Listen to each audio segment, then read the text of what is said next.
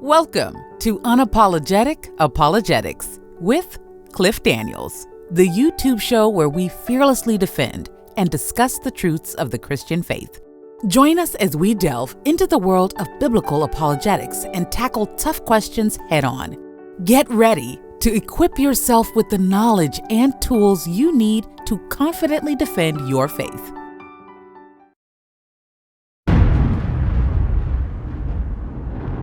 It's going to mention them. It's going to mention them down here. Okay. All right. So let me just pick up where I left off at, so we can read into it. It says at 2. It says, and suddenly there came a sound from heaven as a rushing mighty wind, and it filled all the house where they were sitting. And there appeared unto them cloven tongues like as of fire, and it sat upon each of them. Right. It says, and they were all filled with the Holy Ghost and began to speak in other tongues as the Spirit gave them utterance.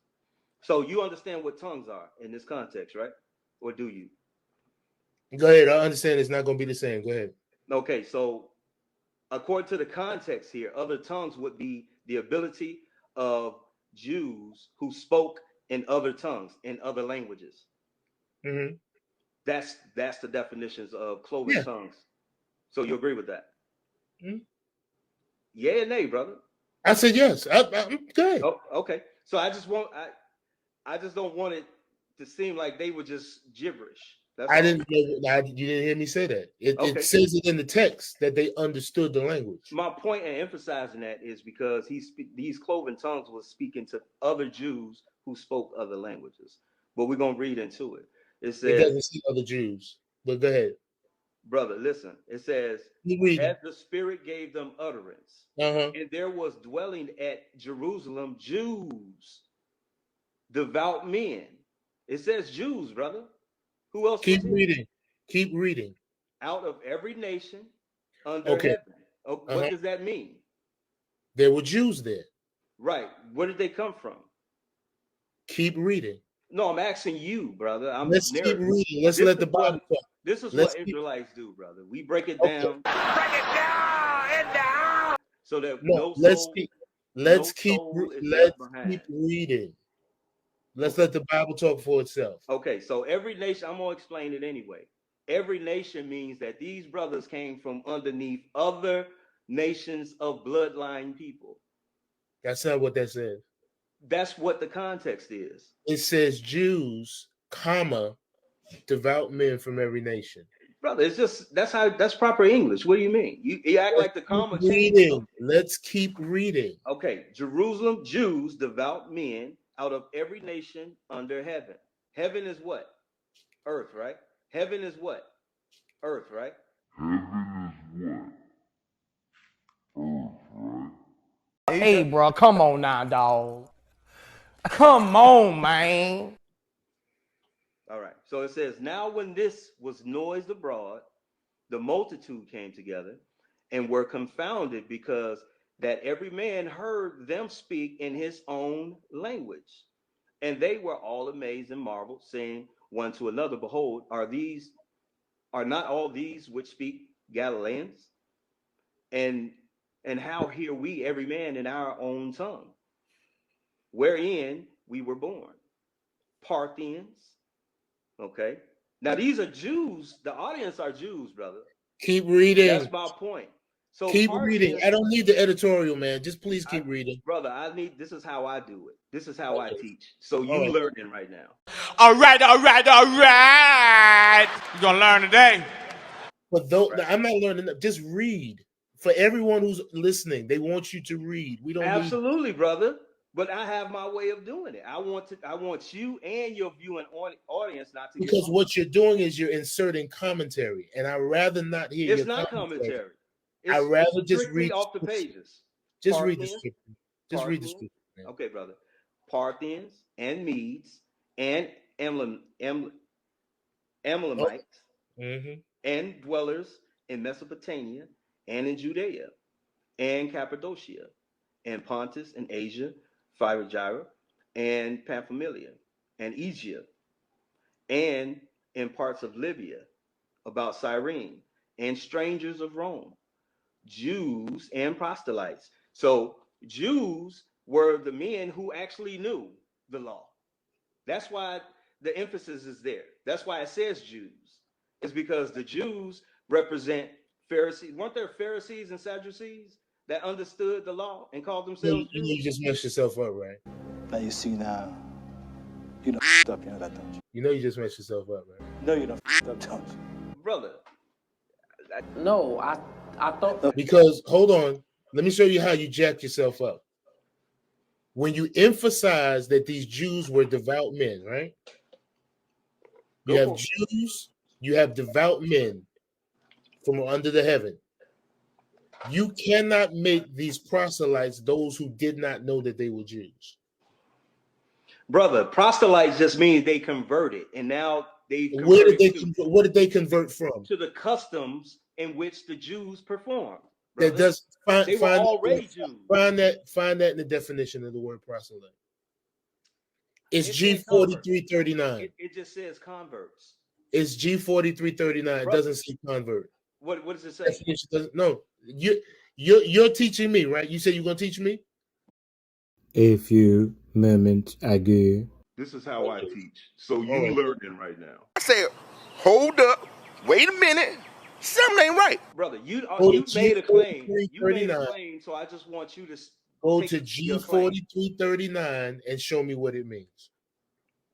Because I'm there. Read what you got, brother. No, I want you to see it.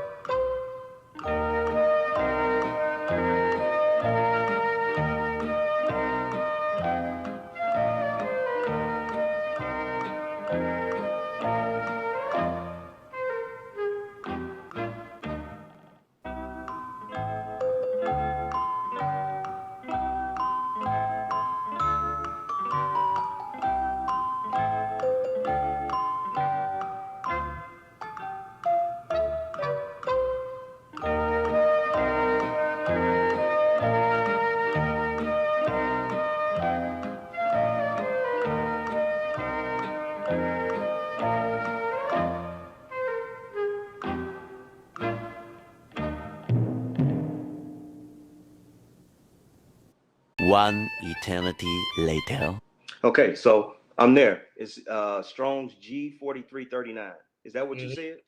Come down to the outline of biblical usage in the Thayer's Greek lexicon. No, we're gonna start at these definitions first. How about that? Okay, that's fine. But then when you finish that, I finish that, which we're gonna go there, but you're gonna definitely include on to the break it down.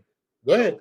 Do your thing. It says a newcomer, a stranger, or alien. Right? What do those words mean?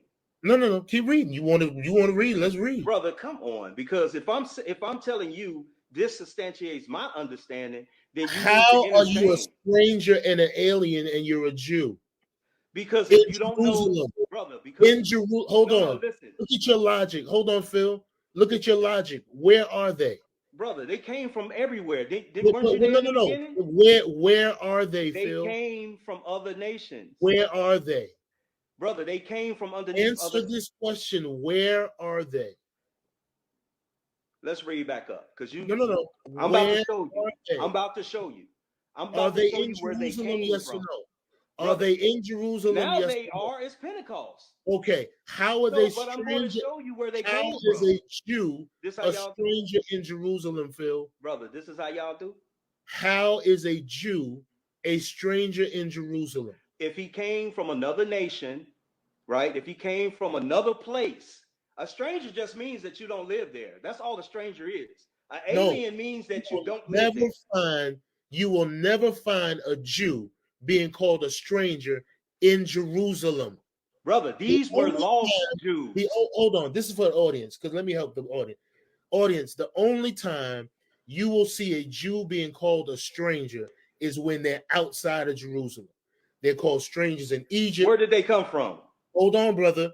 They're called strangers when they were in bondage. You will never see a Jew being called a stranger in Jerusalem. This is why he didn't realize he hurt his own argument. No, brother. Hold on, brother. You're giving a false narrative, though. Okay. You're saying I hurt myself when I'm really trying to explain. Okay. You can rebut me when I finish talking. Go for it. Thank you very much. He said they were devout men. I did not argue with him, but then he turns around and says they didn't know they were Jews. You cannot have it both ways. Either they knew who they were or they didn't know who they were. Because according to a lot of your logic, the only way you're devout is if you keep the law, statutes, and commandments. So how are they called devout? By keeping the law, statutes, and commandments, and then you say they didn't know they were Jews. Please make it make sense. Okay, here we go. So I started off by reading the beginning of Acts. Acts at the top, Acts 2 and 5. Thank you for tuning into Unapologetic Apologetics with Cliff Daniels. We hope you were challenged, inspired, and equipped to stand firm in your faith. Don't forget to like, share, and subscribe for more thought-provoking discussions on biblical apologetics. Remember, we may be unapologetic in our defense of the faith, but we do so with love and grace. Stay strong, stay faithful, and keep seeking truth.